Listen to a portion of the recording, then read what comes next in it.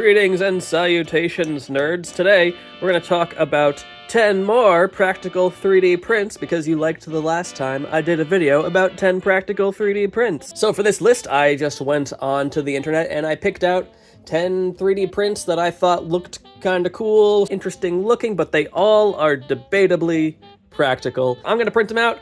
We'll take a look at how they be, and then you can decide for yourself whether or not you want to print them. I'll give a little review of each one as well, so without any further ado, let's start looking at some plastic. First up, we have an oldie but a goodie. It's the good old-fashioned 3D printed basketball. This thing was all over the internet a year or two ago, and let me tell you, I guess that filaments have been discovered and experimented with that make this thing actually bounce. This one kind of does, it's just TPU. You know the saying that when all you have is a hammer, every tool is, or every problem is a nail? Like, this is that. You don't need to 3D print yourself a basketball. I don't know, have fun, do what you want, you're a grown-up. But, you know, if you want a basketball, there's better ways to go about doing it, namely, buying a basketball. Okay, let's try it out. Good idea, guys. Next up, we got this contraption, one of my favorite things on this stupid list. This is a portable dice roller. Here you got like a window. It's got a dice in there, and you press down on this at the top. This junk spins all in the middle, and you do that. It's pretty dang effective. I think it looks really cool in this like galaxy stuff that I printed it in, and some gold silk PLA. We got all the dice printed on this disc here. We've got the shell, and we've got this lever here, and it pushes down on this spring. It's 1, 2, 3, 4, 5, 6. 6 pieces. As it pushes down, it pushes on this gear and spins the wheel. And then when it comes back up, this piece stops the wheel spinning, if that makes sense. So it's like spin and then stop. Really dead simple. Very effective. So yeah, I guess bring this to your next D&D party or dark alley with shady looking fellows gambling for pocket money. Next up, I am actually genuinely curious about this. It's a hanger, like a coat hanger, but clearly doesn't look like one. And allegedly, if you bolt this to your wall, this then slides down over top of it, and then this little ball goes in here. It's a tight fit, but okay.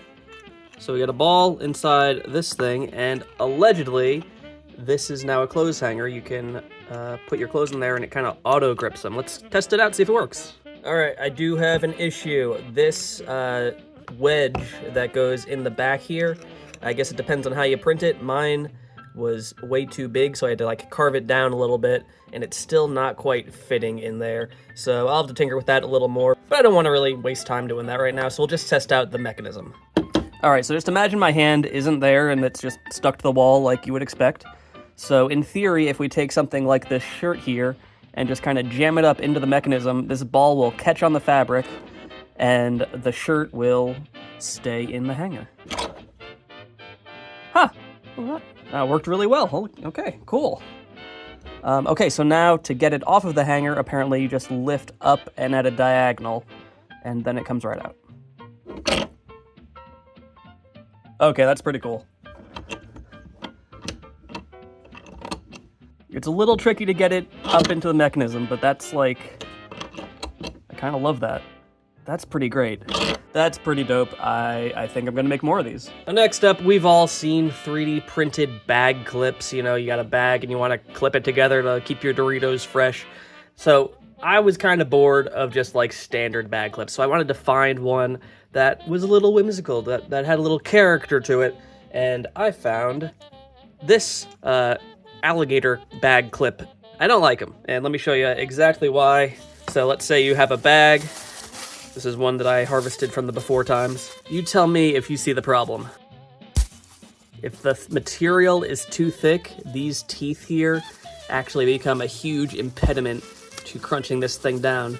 So you're actually really, knocking my camera over. So it's actually if you don't use a thin enough material, you actually run the risk of breaking your bag clip, and then what's the point of even having a bag clip? And if you got a big bag that you need clipping, chances are you need it clipped more than a bag that doesn't need clipping. Yeah, see, we're getting some delamination there, some fatiguing. So I'll keep looking for a bag clip. I'm sure there's some out there that fit my criteria of being effective and interesting looking at the same time, but unfortunately, these fellas don't cut the mustard. This next one is a stone cold classic. I'd be shocked if you haven't seen it floating around on the internet. It is the Lithophane moon lamp. What is a lithophane? Well, if you've been living under a 3D printed rock, it is a piece of plastic that is printed thin with different levels of depth, and when you shine light through it, it recreates an image. Usually you do this for like photographs and things like that, but this is mapped onto the texture of the moon, so when you put a light inside of this ball, it lights up from the inside and makes it look like a glowing moon. And one of my favorite things about this lamp, other than the fact that it looks really cool when it's lit up, and I'll show you in a second, is that it actually has a secret compartment to put the light in. Come on, how cool is that? Don't lie, you didn't see it. And all you gotta do is you get one of these tea lights, you light that sucker up, you place it in the hole, and then you screw the moon down onto the plug, pair that with a nifty little stand. Baby, you got yourself a nightlight. I don't know about you, but that's pretty much the coolest thing that I've seen all day. But you may have a valid critique, and it's that the moon is flickering and the real moon don't be flickering. So I have a solution for that. It does require not using the base or your fancy plug. Oh, you can really see it when it's lit up. That's interesting. If you go and pick up one of these little clicky lights from the dollar store, you can actually fit it pretty perfectly into the base of your moon there and get yourself a pretty cool looking base for your lamp that actually lights it up consistently. Unfortunately, the batteries in this thing died and I'm out of AAAs, and I filmed these videos before I go to work in the morning, so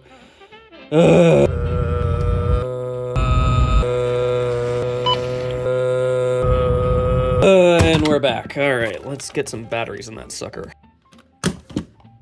There we go. That's what I'm talking about. And here's some B-roll of this lamp in both configurations. Take your pick, do what you want. And maybe you can think of an even more interesting way to light this sucker up. I think they even do other planets as well. I'm just kidding, the moon's not a planet, it's not even real. Speaking of these tea lights, there are actually a bunch of prints that utilize their, the way they look.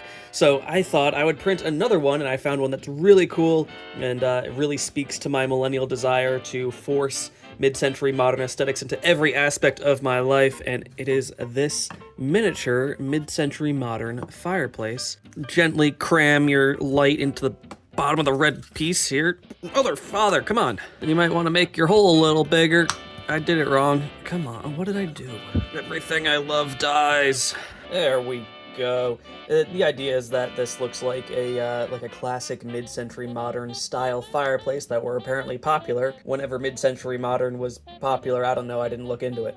But these look really cool, and they're downright adorable. This angle's not terribly good, so let me get you guys some more of that B-roll. Oh my god, it's beautiful! Alright, this video's getting kind of long, so we're going to do the next 3 rapid fire. First, we got this wallet, which holds cards and has a lever here, and if you switch it, it shoots the cards out.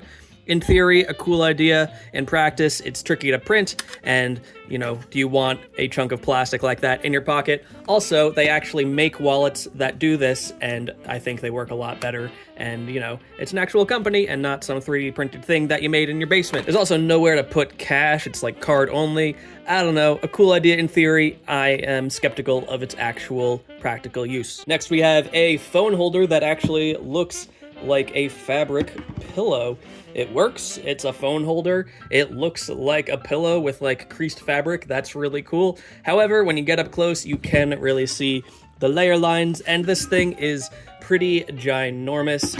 It's actually kind of deceptively small looking in the pictures. In person, very large. If you're an interior designer, it might be great. If you're a practical person, might be cumbersome. I've used it a time or two. Ultimately, I didn't come back to it, but interesting thing to have, and certainly an interesting object. And then we have a simple clamshell case. This is particularly cool because it is a single print. You can just print out a box to hold whatever. I have customized this to hold my IEMs, which are specialized devices that allow me to feel superior about the act of listening. They're a little like, you know, they're made out of plastic, so don't expect like too much cushion in there, but pretty solid, pretty good stuff. Great to have a case when you need it. By the way, if you're enjoying this video, make sure you do all the algorithm-y things and like and comment, subscribe. That way I know you liked the video and you'll get to see more videos that I do whenever I get around to making them. Thanks a bunch. For this next one, half the fun is actually going to be in the setup. This is a print that takes advantage of the bridging properties of any given printer. I'm using a Bamboo Lab P1S, so let's do that.